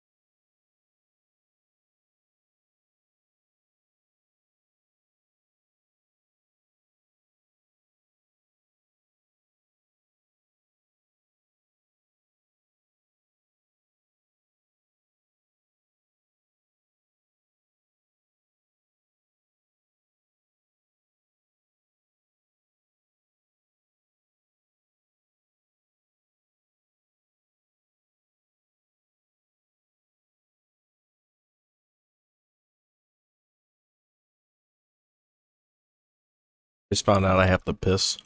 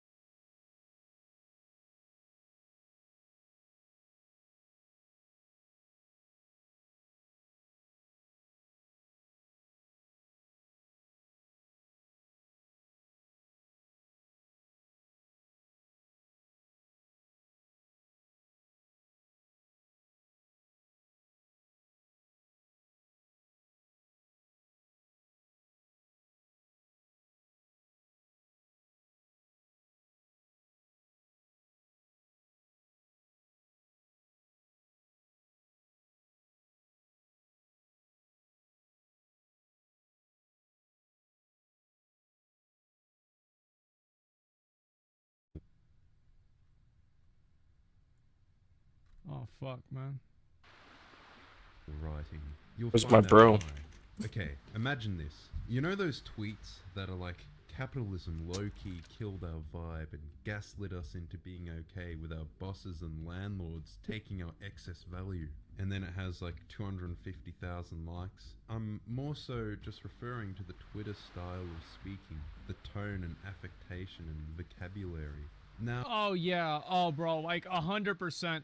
No, I know what he's talking about. There's like a certain type of vocabulary and way of talking, and like even I have a Fuck those certain way of people. talking where it's like the aloofness of the vocabulary lends itself into being more cool because people are less invested into it, so it's seen as they don't care as much, which sounds more cool.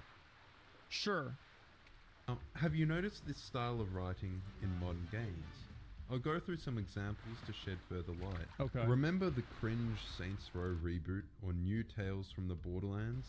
There is undeniably a certain style here. By the way, I'm using footage with credit from YouTube for these. All within fair use, because I'm sorry, but why on earth would I want to play these games? Why would you expect or even want anybody to play these games? Say what you will about Telltale movie games, Tales from the Borderlands was a very well written game, with well wrought and interesting characters. It'd be reasonable to be excited for the follow up to that on the basis of your enjoyment of the previous one. What you may forget is that this game isn't made by Telltale, it's Gearbox, who made Borderlands 3.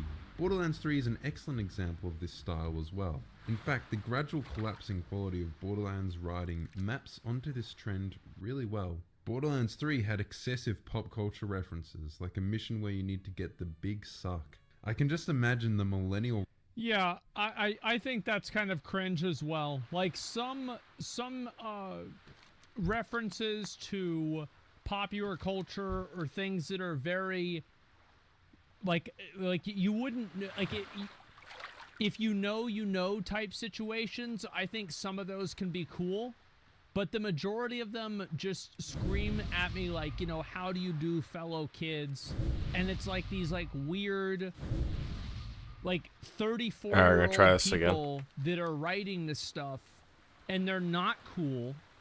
They've never been Oh, he's cool, already on the quest. but they're Awesome. writing characters that are supposed to be cool, and this is what they think cool people do. Okay, hold on. Let me read your question here. Question about bot. Do they collect gear and change it out, upgrade your skills?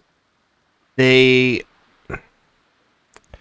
have an algorithm that lets them to decide if gear they're picking up is better than what they have. They will need roll and greed roll accordingly. Sometimes they'll need on things that you don't think is better, but the bots think they're better. It's rare. But they do upgrade their gear by themselves. As far as skills, there's various settings in the bot settings that change how they do their skills. There's like auto, semi-auto, manual. Auto being they upgrade their skills upon leveling. They don't need a trainer and they don't need the money. And I want to say semi-auto is without a trainer if they have the money. And manual, I think they actually have to go to the trainer. I'm not 100% sure on that, so take that with a grain of salt.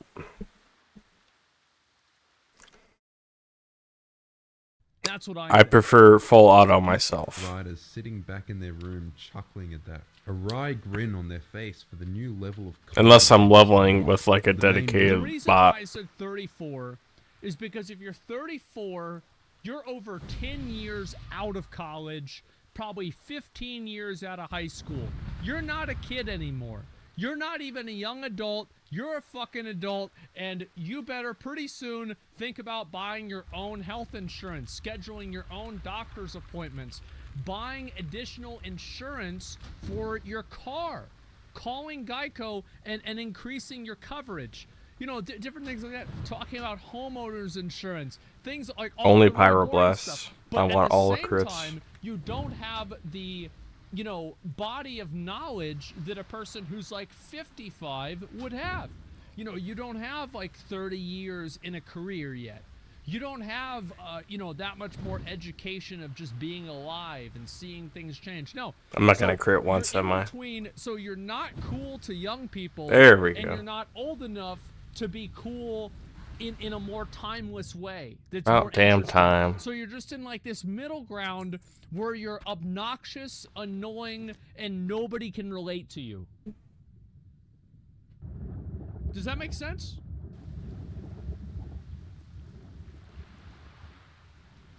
Yeah, it's like adult puberty. Yeah, exactly. Shit. I'm trying to save his life, didn't work. Streamers. It doesn't even say anything. It just has them as streamer cult leaders. Like, ooh, streamers are cult leaders. How so? At least have some sort of So evidence true. of that or present a critique.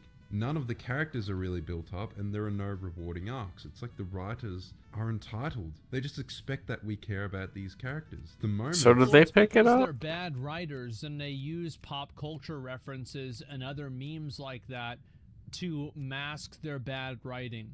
Because they know I that don't can think they get a picked it cheap up. laugh or something like that. And because they're stupid and bad at writing, they're not able to actually get a... There's they're not only able one to drop make at a something time? that's funny without it being some contrived form of patronizing, like fucking like pandering shit. That's why.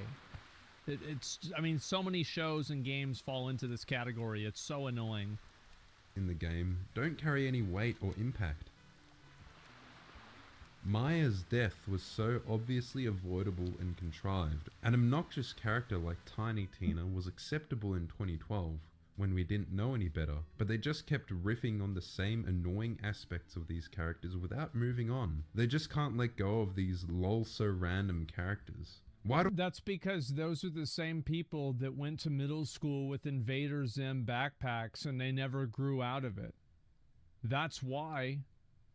And it's because they don't... Oh, I guarantee you a lot of these people... How many books do you think a lot of these people have, that are writers have actually read?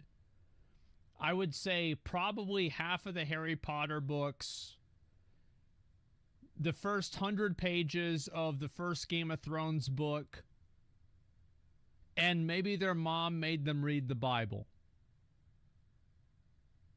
So that's about it. So guess what? They don't have a lot of context on how to actually write something that's interesting.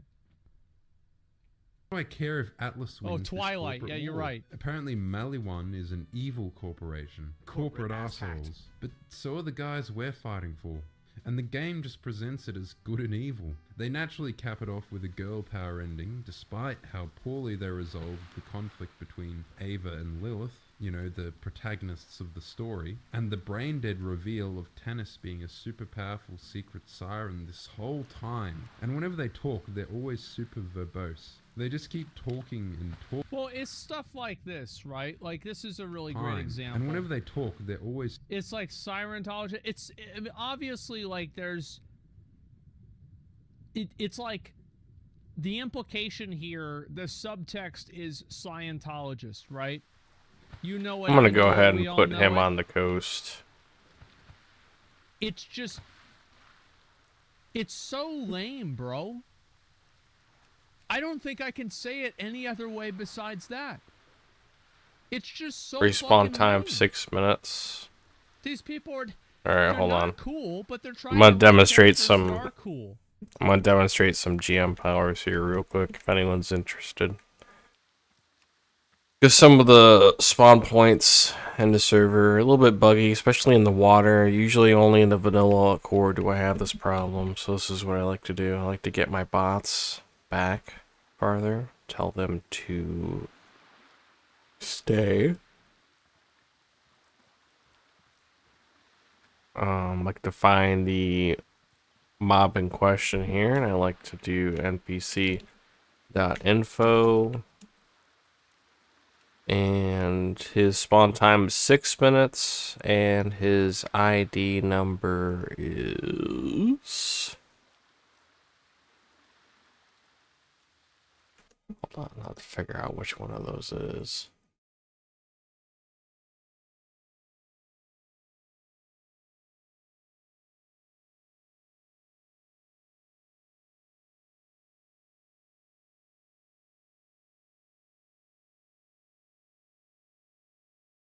$14.92. Okay, so you want the first number.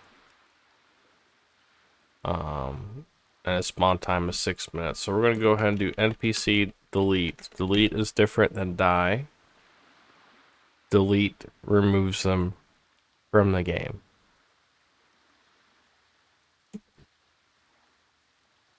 Creature removed.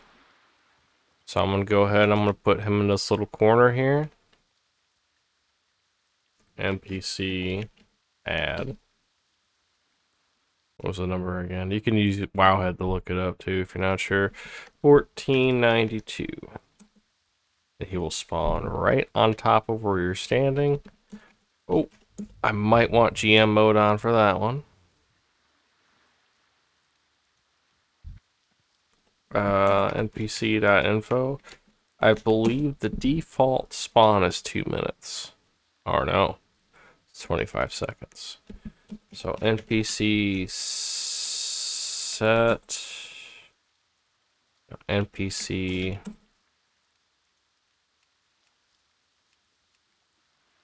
NPC spawn time. NPC spawn time seconds. It's like copper, gold, copper, or gold, silver, and copper. So seconds 60.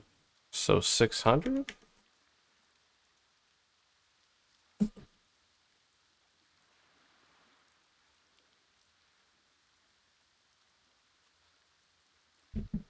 I think I fucked that up. Hold on a second. NPC delete. NPC add 1492.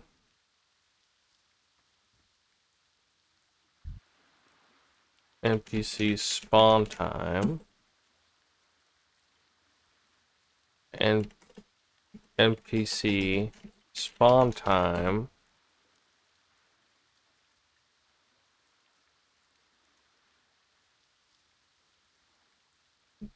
$600.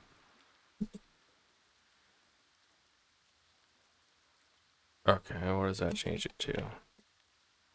I keep forgetting how this works. So that changed it to 10 minutes. So you are going by seconds. No matter what, it's always seconds. So NPC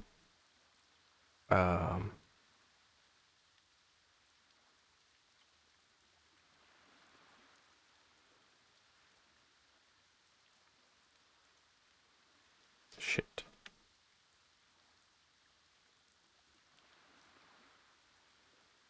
On time 40? My math is probably way off here.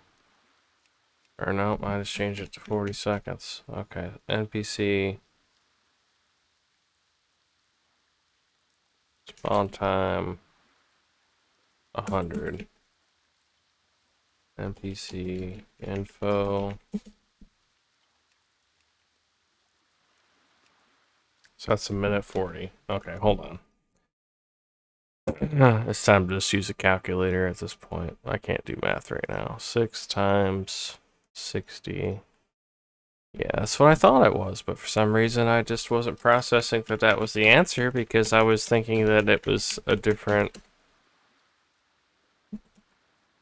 fucking thing. Okay, his spawn time is now set to the same as the default.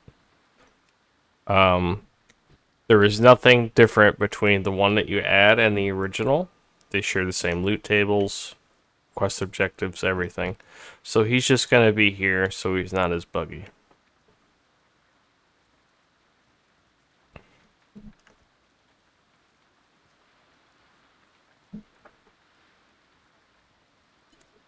And now I'm going to fight him again.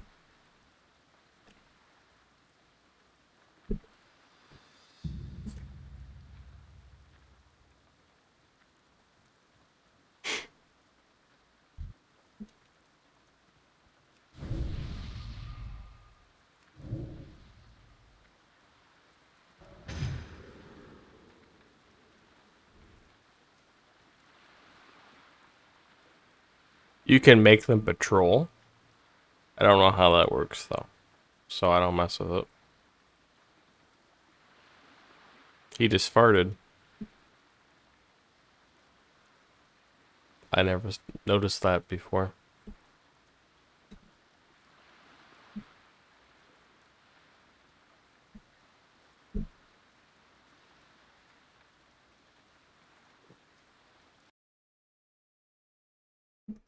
And that's what who's this joke for? No one. Super verbose. They just keep talking and talking for far longer than is necessary. And if you have no clue what I'm talking about, don't worry. It's nonsense anyway. I think there's this famous post that pretty excellently sums up Borderlands writing. They can't go one line without stuffing it full of ironic observation as their form of jokes. The normal line would be like, if you can get some fuel canisters, then I can reactivate the main generator and get our shields back up. I mark the objective on your map. Versus the Gearbox line, hey buddy, great job killing those mutants and all. You're really good at that. Shooting things, that is.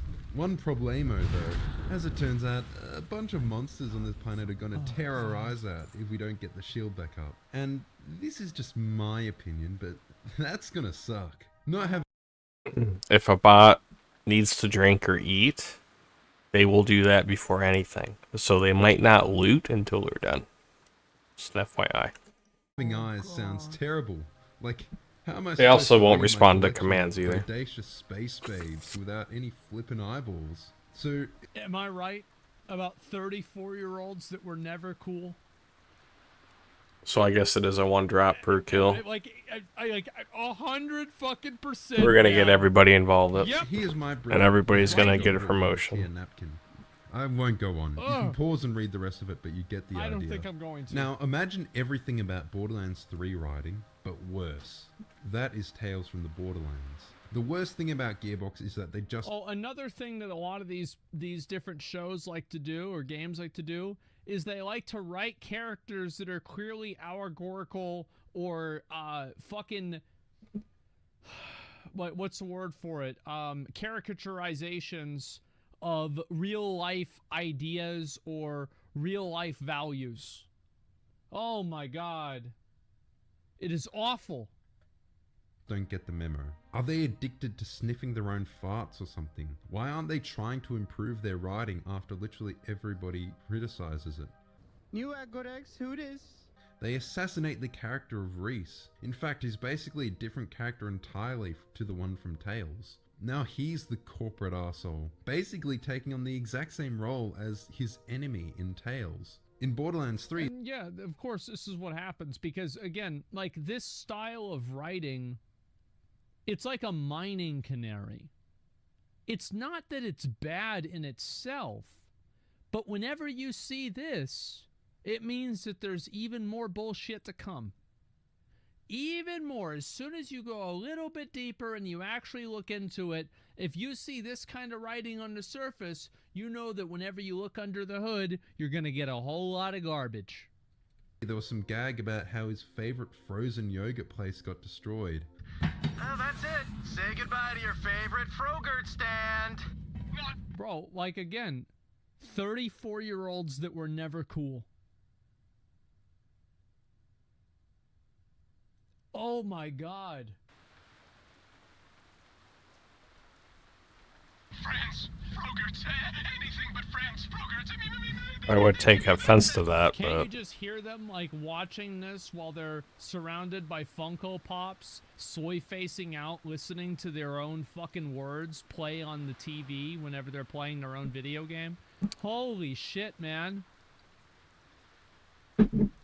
These people are like my age. There's no excuse for this shit. It's embarrassing. Yeah, laughing and shitting themselves. Exactly. Oh, I can just imagine it. Some 30-something with an English degree. He knows. He fucking knows. See, there you go. Everybody fucking knows what this is. There you go. Paid for by their parents whose greatest trauma, besides getting trolled on Twitter, is their favorite food place, which they would visit in between sessions of making PowerPoints in their Mac, shutting down. And they brought that trauma into the game. Now apparently they thought this frozen yogurt gag was so funny that they had to revive it for the next game as the basis for one of the characters, as if it was some beloved gag. So this Frogurt place is on Promethea, a fictional planet that looks remarkably like San Francisco, and of course it's very diverse, or rather it reflects the demographics of San Francisco. If the point of So there's a lot of homeless people that are on fentanyl. Okay. Is to introduce new and different viewpoints, then this is achieving the exact opposite of that. It feels like these stories only represent the experiences of young, wealthy, inner-city tech people from the coastal cities of America, an extremely small niche, Twitter addicts. Hey, Papa Girardi! I can smell your space calzones from here! Ah, thanks! I need a new name for them! Might also need to stop doing that problematic accent. Yeah, I know. A lot of the references and lingo just feel out of touch. The reason why they feel out of touch is because they are out of touch. It's not a secret. It's not like, oh wow, how can we unravel this, you know, infinite corridor of complexity? No. It's out of touch. It sounds out of touch because it is. Yeah, 100%. This game is fun on mute, for real. Yeah, there's a lot of things like that. Miss Johnson, did you get a cybernetic leg? That thing's straight fire. Like they're trying to be younger than they actually are. Exactly, bro. Like, exactly. Like, that is... Oh, God, they need to stop doing this. Oh. They need to stop. Yeah, somebody needs to put these people in jail. I feel like take all the people that smoke weed out of jail, put these people in jail. Problem solved. A lot of the language feels like 5 years out of date, and there's a certain... Bro, I'm gonna be honest, if it was 10 years ago, would it be 5 years out of date? This shit's always perpetually 5 years out of date. It's never in season.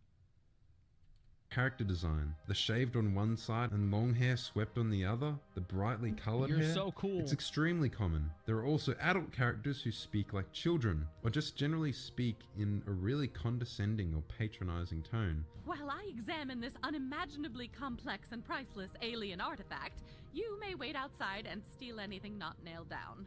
There was the new Saints Row reboot as well. fine, We knew it was going to be terrible before launch, and we weren't surprised at all. They made the main characters into a bunch of broke college kids, and they're all dealing with student debt and rent and complaining about Yeah, nobody wants to fucking be a broke college kid complaining about student debt and rent. And if there is a game that's like that, you need to have, like, you know what they should do? They should have a game like this. And you're actually a broke college kid, and there's like a few different like ways that you can play the game.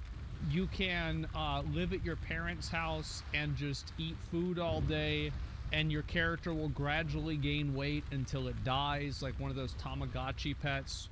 Or you could get into a life of petty crime where you're you know, like waiting for people to go into the gas station and then stealing their phone out of their car, and then getting arrested because it had a GPS tracker and you didn't put it in like a Faraday box whenever you got it home. And so like all these things, and like, let's see, what's the third one? Oh yeah, third one is working at Starbucks and just going through dialogue options with random NPCs that don't like you. Like, they should make a game like that.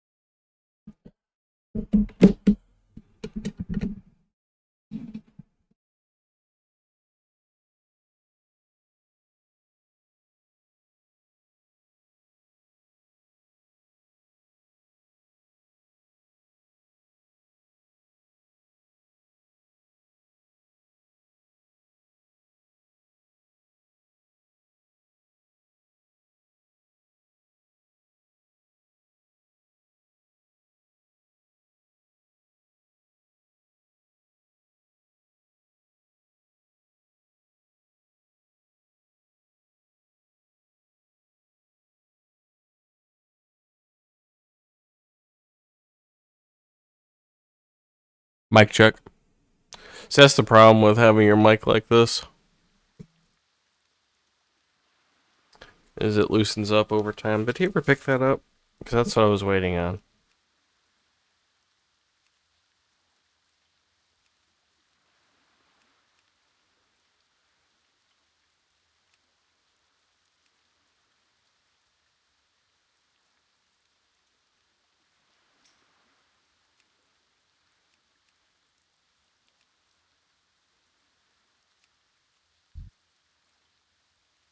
So does this not have like a 100% drop rate or something?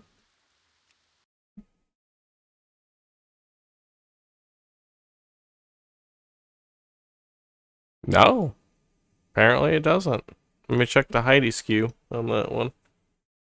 I call it Heidi skew. It's actually Heidi SQL, but I'm like one of those people that pronounces acronyms as words because autism. But I don't think anybody would buy it because people are already playing that game. It's called their life. Nobody wants to do this. You're not cool. And the thing is, and this is again, right? These people probably that are writing this haven't been in college for 10 years. But they think they know what it's like. They think they get the struggle. Oh, yeah, I get it. Like one time my parents didn't completely pay my tuition and I had to take an internship that my uncle gave me at a school, at the school. That way I could pay for my fucking smartphone. In 2010. Out of Touch Thursday. It's so out of touch. It's so cringe. Normies love this shit though? No, they don't. I actually don't think they do. I don't think this is as fucking funny for normies as you might imagine. Capitalism. They try to borrow some internet lingo like wage slave. They're super verbose. They do not stop haranguing the player with dialogue. And they use expletives like they're meant to be edgy, or they're just funny on their own. Goddamn fucking shitballs on a stick with a side order, a mother-loving shit-smothered, piss-covered... Well, I can't complain about this. Ass crack! It's like they get a kick out of swearing for no reason. Also, it's super funny that characters are talking about their carbon footprint. Your carbon footprint always matters. So relatable. Nobody wants to play a fucking video game that is some person's platform to put out. It's 100% chance to drop. Nobody wants to do that shit. They don't want to hear about global warming. So he should have got it. I don't want to So hear about global warming. Just not from I'm you. just gonna give it to him. Because you're a loser. You're a writer. And not a good one. You're not a scientist. You don't understand why the earth is getting hot or cold. You don't really get it. You just listen to what the scientists tell you. Well, then just keep it out of the game. Ugh. Am I right, fellow millennials? People talk about that on Twitter, right? They Yeah. really do talk about capitalism a lot. They don't really say much about it, though. They just say the word, and we're supposed to think, I don't even know, like, wow, you're really culturally aware. I've told you before, the idols are trying to build a post-capitalist society where money is not a concept. The original series started as a GTA clone and got... I don't think that's problematic on its own. I think that could be interesting. It's not the idea of using these concepts. It's the idea of misusing them and then using memes instead of the actual concepts. progressively more wacky and outlandish. The humor was extremely crass. It recognized the absurdity and cranked it up as high as possible. It was self-aware before self-aware humor became really tired. They certainly did make pop culture references, but like Borderlands, this style of humor was more apt in 2012. It feels like they haven't really grown since then. They've had to tone down a lot of the most vulgar elements of the humor from previous games, which just doesn't work because vulgarity was the core of the humor in them. And well, it's also like you can't have vulgar humor whenever you know that an entire subset of that vulgar humor will never be portrayed. Like, they're never going to have something that's like super politically incorrect in one of these games, right? That's never going to happen. So you can't really explore of a like idea of, oh, look how edgy we are, whenever you know that they're never going to go anywhere near the actual edge that they feel like is edgy. You see what I'm saying? It's lukewarm humor.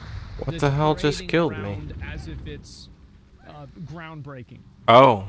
Again, we see the same character. That was killing me. Skrillex cut, the dyed hair. Oh, you see it in so many games, it's like they're reading from the same guidebook. Now, something that feels similar, but is harder to place my finger on, is the new Wolfenstein games. The New Order was alright. Wolfenstein 2 started to introduce some weirdness, like throwing their fetishes into the game. But Youngblood is where the failure of the writing becomes really apparent.